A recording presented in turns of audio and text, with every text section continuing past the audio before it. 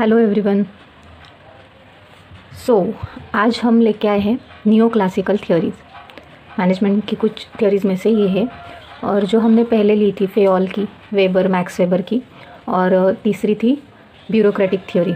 ठीक है, तो इन सब थ्योरी जो थी, मतलब ये तीन जो सारी थ्योरीज थी, ये क्लासिकल थ्योरीज ऑफ मैनेजमेंट थी। और अब हम देखने जा रहे हैं नियो क्लासिकल थ्योरी। मतलब बेसिकली इसमें डिफरेंस ये है कि जो क्लासिकल थ्योरीज थी, जो तीनों, ठीक है, तो वो जो थी वो mostly systematic way of management या फिर साइंटिफिक तरीके से कैसे मैनेजमेंट को डील किया जा सकता है, इसके बेसिस पे थी मोस्टली।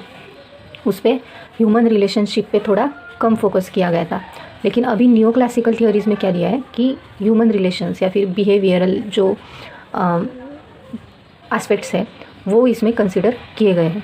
ठीक है, सो पहले हम देखते हैं कि बिहेवियरल थ्योरीज।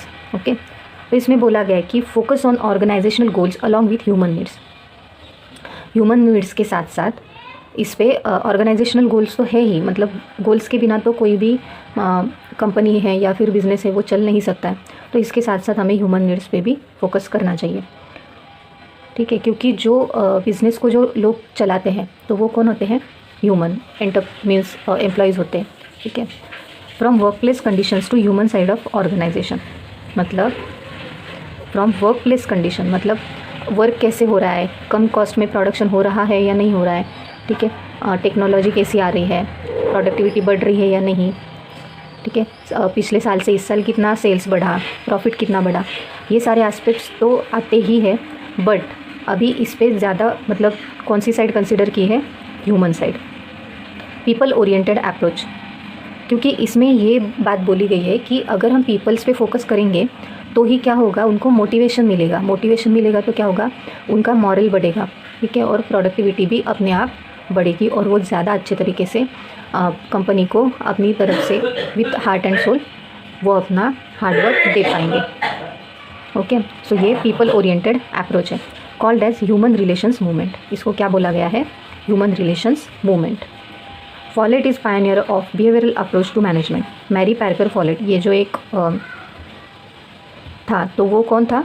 वो पायनियर था बिहेवियरल अप्रोच का, मतलब उसने ये कंसेप्ट दी थी। मैरी पार्कर फॉलेट लेडी थी ये। ठीक है, Elton Mayo is father of human relations approach. Elton Mayo ये कौन था? Is the father of human relation approach. भले ही पायोनियर जो थे वो मैरी पार्कर फॉलेट थे, but father of human relation approach को किसको बोला गया है? Elton Mayo. ये आप ध्यान में रखिएगा। ठीक है, मैरी पार्कर फॉलेट और एल्टन मायो, ये दो नाम बिहेवियरल थ्योरीज में हमेशा लिए जाते हैं। वो is Australian sociologist in 1924। Later became industrial research professor at Harvard University जो है यूएसए में, तो वहाँ पे ये बाद में प्रोफेसर बने। Elton Mayo's findings known as Hawthorne experiments और हॉथन इफेक्ट्स। मतलब इन्होंने जो भी रिसर्च किया था, जो भी फाइंडिंग्स की थी, इसको क्या नाम दिया है? हॉथन एक्सपेरिमेंट्स। ठीक है, ये क्वेश्चन आ सकता है कि एल्टन मायो मतलब हॉथन एक्सपेरिमेंट्स किसके, वो गिव द हॉथन एक्सपेरिमेंट्स, तो उनका नाम क्या है? Elton Mayo. तो होप्स आपको यहाँ तक समझ में आ गया होगा। अभी हॉथन एक्सपेरिमेंट्स, उसमें पहला जो पॉइंट है वो क्या है? Human relations movement. तो इसमें बोला है कि providing social skills to managers to make better relations of management and employ. Obviously ऐसा एनवायरनमेंट क्रिएट किया जाए कि जिससे मतलब अगर इनफॉर्मल, हम क्या बोलते हैं कि जो गवर्नमेंट ऑर्गेनाइजेशन जो रहती है वो क्या रहती है? Mostly formal. जैसे कि हमने ब्यूरोक्रेटिक थ्योरी ऑफ मैनेजमेंट में देखा था, तो वो रहती है ओनली रूल्स एंड रेगुलेशंस या पॉलिसीज़ पे बेस्ड रहती है, ओनली फॉर्मल रिलेशन। तो इससे क्या होता है? ओनली टास्क ओरिएंटेड अप्रोच रहता है, मतलब ओनली वर्क ओरिएंटेड अप्रोच। तो इसमें ह्यूमन रिलेशन अप्रोच कंसिडर नहीं किया जाता, जैसे हमने देखा था। बट इसमें कहा गया है कि अगर इनफॉर्मल एनवायरनमेंट हो थोड़ा बहुत, अगर वर्क प्लेस पे, या फिर उससे क्या हो सकता है, फिर जो एम्प्लॉयज़ हैं उनके सोशल स्किल्स, या फिर जो सोशल स्किल्स में कम्युनिकेशन स्किल आएगा, पर्सनालिटी इम्प्रूवमेंट आएगा। ठीक है, डिसीजन मेकिंग स्किल, ऐसे जो सारे स्किल्स है वो एक दूसरे के ओपिनियन या आइडियाज़ शेयर करके वो डेवलप या इम्प्रूव किए जा सकते हैं, जिससे क्या होगा? मैनेजमेंट और एम्प्लॉय के बीच में और ज़्यादा अच्छे रिलेशंस क्रिएट हो जाएंगे, और इससे एम्प्लॉय भी अपना 100% देंगे और मैनेजमेंट भी एम्प्लॉय को ज़्यादा से ज़्यादा कंसिडर करेंगे। ठीक है, रिजल्ट्स बाय एक्सपेरिमेंट। अभी जो ये एक्सपेरिमेंट किए थे एल्टन मायो जी ने, तो इनके जो रिज़ल्ट है वो क्या थे, उसको हॉथन एक्सपेरिमेंट्स बोला गया। तो इल्यूमिनेशन एक्सपेरिमेंट्स मतलब इस पे ये बोला गया है कि इन्होंने क्या किया था, कुछ वर्कर्स का ऑब्जर्वेशन किया था। इल्यूमिनेशन मतलब लाइट, तो लाइट की वजह से उनकी प्रोडक्टिविटी पे असर पड़ता है या नहीं, ये इन्होंने देखा था कि intensity of illumination was not related to workers productivity. मतलब अगर लाइट की जो इंटेंसिटी है वो कम ज़्यादा करेंगे तो इससे प्रोडक्टिविटी पे फ़र्क पड़ता है या नहीं, ये इसमें देखा गया था।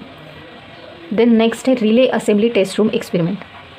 मतलब एक जो टेस्ट रूम रहती है वहाँ पे क्या किया था, group of women employ was to assemble relay, मतलब क्या कि a small device using 35 spare parts. मतलब 35 स्पेयर पार्ट्स जो थे वो जॉइंट करने के लिए, असेंबल करने के लिए वुमेन एम्प्लॉय जो थी उनका एक ग्रुप बनाया गया था, ठीक है, टेस्ट करने के लिए कि मतलब वो कितना टाइम लगता है उनको, कितने टाइम में कौन कितना ज़्यादा प्रोडक्टिव तरीके से ज़्यादा दे पाता है, ठीक है। इंटरव्यू फेज़ में over 21,000 people interview to explore in depth workers attitude. मतलब कि जैसे हम एक कंपनी में अगर इंटरव्यू देने के लिए जाते हैं, ठीक है, वहाँ पे बहुत सारे कैंडिडेट्स होते हैं, तो हर एक का अप्रोच जो है वो एक जैसा नहीं रहता है। कोई अलग फील्ड के लिए आता है, कोई अलग फील्ड के लिए आता है, तो फिर अपनी अपनी फील्ड की तरफ, मतलब अपनी अपनी फील्ड के अप्रोच की तरफ वो क्या देते हैं, इंटरव्यू देते हैं। तो उसमें किसी का कम्युनिकेशन स्किल अच्छा रहता है, किसी का नहीं, किसी की बॉडी लैंग्वेज से उनका कॉन्फिडेंस लो नज़र आता है या नहीं। सो इंटरव्यू फेज़ में ऑब्जर्वेशन किया गया था 21,000 लोगों का। उसके बाद बैंक वायरिंग ऑब्जर्वेशन, इसमें एक स्विच को अलग अलग वायर से कनेक्ट किया गया था, ठीक है, और इसमें ये पता चला कि group norms more important to workers than money. मतलब जो भी मॉनेटरी रिवॉर्ड्स होते हैं, सैलरीज, बोनसेस, इंसेंटिव्स, कमीशन, इससे भी ज़्यादा इम्पॉर्टेंट क्या होते हैं, ग्रुप के जो नॉर्म्स हैं वो, ग्रुप एक्टिविटी, कोऑपरेशन के साथ काम करना। अभी ये जो एक्सपेरिमेंट्स थे उसके जो रिजल्ट्स थे वो क्या थे, पहला तो ये था कि इनफॉर्मल ग्रुप्स होने चाहिए। मतलब कि फॉर्मल और इनफॉर्मल जो सिस्टम रहता है उसका बैलेंस होना चाहिए, टोटली फॉर्मल भी नहीं और टोटली इनफॉर्मल भी नहीं, ठीक है। मीन्स कहने का मतलब ये कि अगर टोटली फॉर्मल हो, मतलब गवर्नमेंट के जो होते हैं ना रूल्स एंड रेगुलेशंस के बेसिस पे जो गवर्नमेंट ऑर्गेनाइजेशंस होती है वो क्या होती है, एकदम रिजिड तरीके से वो सिस्टम चलता रहता है। और अगर टोटली इनफॉर्मल हो तो क्या हो जाएगा, कोई भी डिसिप्लिन उसमें नहीं रहेगा। तो दोनों का बैलेंस होना इम्पॉर्टेंट है। Social groups important than financial incentives to motivate workers. मतलब कि सोशल ग्रुप्स जो है वो ज़्यादा इम्पॉर्टेंट है, किससे कि जो फाइनेंशियल इंसेंटिव्स मिलते हैं उससे ज़्यादा इम्पॉर्टेंट सोशल ग्रुप्स होते हैं, जिससे एक दूसरे के आइडियाज़, ओपिनियंस हमें पता चलते हैं, एक दूसरे को हम एडमायर कर सकते हैं, प्रेज़ कर सकते हैं, कुछ मिस्टेक हो जाए तो उसको सजेस्ट कर सकते हैं, एडवाइस दे सकते हैं। Worker is social man rather than rational man. Normally जो इंडिविजुअल पर्सन है वो क्या है, वो एक रैशनल मैन है। मतलब वो लॉजिकल वे से किसी भी चीज़ के पीछे का रीज़न अगर उसे मालूम हो तो ही वो उस पर एक्ट करता है, ठीक है। और वो उससे भी ज़्यादा क्या है, एक सोशल मैन है, ठीक है। वो कितना भी इंडिविजुअली काम करे लेकिन उसको सोशली जो है वो इंटरेक्ट करना पड़ता ही है। Work group activity and not operations perform by individual. मतलब कि इंडिविजुअली चाहे कितना भी काम करे लेकिन अगर ग्रुप में काम किया जाए तो वो ज़्यादा पर्सनैलिटी इम्प्रूव करेगा उस पर्सन की, ठीक है, उसके स्किल्स बढ़ाएगा। क्योंकि ग्रुप में अगर हम इंडिविजुअली काम करेंगे तो हमें हमारी मिस्टेक्स या फिर क्वालिटीज़ के बारे में पता नहीं चलता है, बट हम ग्रुप में करेंगे तो क्या होगा कि हमें भी जो क्वालिटीज़ पता नहीं है वो सामने वाला हमें बता सकता है, उससे हमें मोटिवेशन मिलेगा। Social and psychological factors. अभी सोशल एंड साइकोलॉजिकल फैक्टर्स क्या है, तो influence employ behaviour and productivity more than physical work condition. Suppose करो एक कॉलेज है, ठीक है, एग्जाम्पल के लिए, और वहाँ पे स्टाफ और जो टीचर्स है वो बहुत अच्छे पढ़ाते हैं, लेकिन वहाँ का इंफ्रास्ट्रक्चर इतना ज़्यादा कुछ खास नहीं है, वहाँ की वर्किंग कंडीशंस भी इतनी ज़्यादा इम्प्रूव नहीं है, ठीक है। तो अगर स्टूडेंट कोऑपरेट करेंगे, ठीक है, स्टूडेंट ज़्यादा कंट्रीब्यूशन देंगे, ठीक है, अपने तरीके से 100% देंगे, तो क्या होगा, टीचर्स को भी और ज़्यादा मोटिवेट मिलेगा। जो ऑर्गेनाइजेशन, जो कॉलेज की जो सिस्टम है, अथॉरिटी है, तो वो भी क्या करेगी, फिर इंफ्रास्ट्रक्चर पे भी उतना ही ज़्यादा ध्यान देगी। ठीक है। अगर स्टूडेंट ही कोऑपरेट नहीं करेंगे तो क्या होगा, डिमोटिवेशन होगा। तो ऐसे ही है, कौन सी भी कंपनी और ऑर्गेनाइजेशन हो तो वहाँ के एम्प्लॉयज़ या मैनेजर्स या भी जो भी वहाँ पे काम कर रहे हैं वो अगर कोऑपरेट करेंगे अच्छे तरीके से तो क्या होगा, ऑर्गेनाइजेशन अपने आप अपनी जो वर्किंग कंडीशंस है वो भी इम्प्रूव करती चली जाएगी। तो best important part is influence of employ behaviour, अलग अलग सिचुएशंस में वो कैसे बिहेव करते हैं। कम्युनिकेशन तो इम्पॉर्टेंट मोस्ट क्रूशियल पार्ट है, ठीक है। कौन सी भी एक्टिविटी के लिए, चाहे वो सेल्स हो, मार्केटिंग हो, परचेस हो, रिसेप्शन हो, हर एक एक्टिविटी के लिए कम्युनिकेशन ज़रूरी है, ठीक है। सप्लायर्स के साथ, क्लाइंट्स के साथ, अपने members, share holders, investors, banks means financial institutions जहाँ से हमने लोन लिया है, इंटरनल हमारा जो मैनेजमेंट है, बोर्ड ऑफ डायरेक्टर्स, ठीक है, employees, colleagues etcetera. So communication ये बहुत ज़्यादा ज़रूरी होता है, क्योंकि अगर कम्युनिकेशन अच्छे तरीके से प्रॉपर वे से ना हो पाए तो मिसअंडरस्टैंडिंग्स हो सकती है, ऑर्गेनाइजेशन के वर्किंग पे इसका इफ़ेक्ट हो सकता है। यहाँ तक आपको बहुत अच्छे तरीके से समझ में आ गया होगा कि जो पहला पार्ट है ह्यूमन रिलेशन मूवमेंट, उसमें मोस्टली क्या बताया गया है कि जो इंडिविजुअल है वो क्या है, एक सोशल पर्सन है। ग्रुप एक्टिविटीज़ में वो ज़्यादा अच्छे तरीके से प्रोडक्टिव वे से काम कर पाएगा, ठीक है। Group activity is more important and monetary reward से ज़्यादा भी सोशल नॉर्म्स क्या है, ज़्यादा इम्पॉर्टेंट है। सो इसके बाद अभी हम देखते हैं बिहेवियरल साइंस थियोरी। हमने अभी तक देखा कि ह्यूमन रिलेशंस कैसे एम्प्लॉय के प्रोडक्टिविटी पे अफेक्ट करते हैं, उसके साथ साथ हम देखेंगे बिहेवियरल साइंस थियोरी, ठीक है। Applied scientific vision to human relations theory, मतलब कि ह्यूमन रिलेशन थियोरी जो है उसको साइंटिफिक विजन से देखना, साइंटिफिक पर्सपेक्टिव से देखना, ऐसे इसमें बताया गया है, ठीक है। To study human behaviour concept psychology, sociology and anthropology are applied, ठीक है।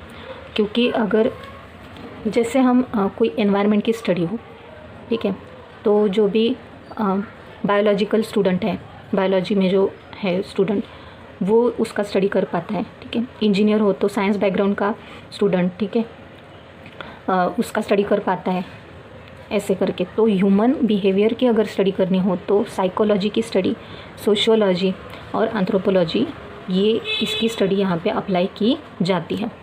Concepts are tested from various disciplines before applying them in business organisation. Various disciplines मतलब अलग अलग तरीके की जो फील्ड्स है, जैसे सपोज करो एजुकेशन फील्ड है, हेल्थ, एजुकेशन, हेल्थ, डिफेंस, ठीक है, environment, there are lots of fields, ठीक है। तो अलग अलग डिसिप्लिन्स में अलग अलग ह्यूमंस अलग अलग सिचुएशंस में कैसे बिहेव करते हैं, तो ये टेस्ट किया जाता है। सपोज़ अभी का एग्जांपल लेते हैं कि कोरोना वैक्सीन, ठीक है, उसको मार्केट में लाने से पहले क्या किया गया, टेस्ट किया गया, उसके बाद ही उसको वैलिड अप्रूवल मिला, जिसकी वजह से अभी वो मार्केट में अवेलेबल है, ठीक है। तो testing is most important part. Main advantages of behavioural sciences approach, तो इसके जो एडवांटेजेस है, human behaviour study is most critical for managerial success. क्यों? Because all the individuals are unique in itself, okay. क्योंकि हर एक का जो नेचर है, उसके आइडियाज़ है, उसके ओपिनियंस है, वो क्या है, अलग अलग है, वो डिफ़र करते हैं पर्सन टू पर्सन, ठीक है। तो हर एक के नेचर को समझना ये क्या है, बहुत क्रिटिकल टास्क है मैनेजमेंट के लिए। नेक्स्ट है कंट्रीब्यूशन टू मैनेजमेंट, मतलब जब भी कोई ऑर्गेनाइजेशन एम्प्लॉयज़ पे ज़्यादा एफर्ट्स लेती है, ठीक है, एम्प्लॉयज़ के जो नीड्स है, उनका नेचर है, उनके कुछ रिक्वायरमेंट्स होती है, ठीक है, कुछ जो भी चीज़ें हैं जिससे वो अगर वर्क से सेटिस्फाइड नहीं है, सैलरी से सेटिस्फाइड नहीं, जो भी है, तो उसके हिसाब से अगर मैनेजमेंट उस पर वर्क करे, ठीक है, उनके उस नीड्स को समझ सके, ठीक है, कुछ स्ट्रैटेजीज़ बना पाए, तो इससे क्या होगा, एम्प्लॉय भी अपनी तरफ से 100% कंट्रीब्यूट करने की कोशिश करेंगे। Basis of organisational behaviour, obviously individual behaviour क्या है, एक फाउंडेशन स्टोन है ऑर्गेनाइजेशनल बिहेवियर के इम्प्रूवमेंट के लिए, क्योंकि इंडिविजुअल का ही इम्प्रूवमेंट अगर नहीं होगा, वही अगर अपने जॉब से सेटिस्फाइड नहीं है, अलग अलग एम्प्लॉयज़, ठीक है, अगर डिससेटिस्फाइड है अपने जॉब से, काम से, तो ऑब्वियसली उसका इफ़ेक्ट काम पे पड़ेगा, उनकी प्रोडक्टिविटी कम हो जाएगी, ठीक है, और जो कंपटीशन है उस पर हमारी जो कंपनी है वो पीछे पड़ जाएगी। इसलिए ऑर्गेनाइजेशन बिहेवियर का बेसिस है इंडिविजुअल बिहेवियर।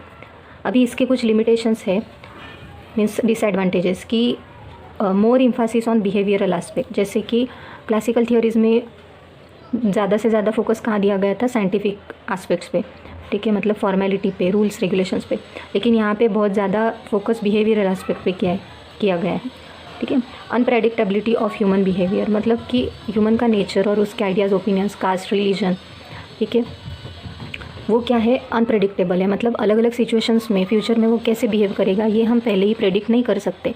जैसे कि हम पिछले ईयर का प्रॉफिट जो है उसके बेसिस पे हम फ्यूचर में आने वाला जो प्रॉफिट है, अपॉर्चुनिटीज़ है, ठीक है, वो हम फॉरकास्ट कर सकते हैं, लेकिन ह्यूमन बिहेवियर का ऐसा नहीं है। फाइंडिंग्स नॉट यूनिवर्सली एप्लीकेबल, जैसे फेयल्स के प्रिंसिपल जो थे, 14 प्रिंसिपल्स हमने देखे थे, ठीक है, तो वो यूनिवर्सली एप्लीकेबल क्यों है, क्योंकि वो एक आर्टिफिशियल पर्सन जो होती है, कंपनी, ऑर्गेनाइजेशन, तो उसको कंसिडर करके बनाए गए हैं, ठीक है, वो सिस्टमेटिक है, साइंटिफिक है।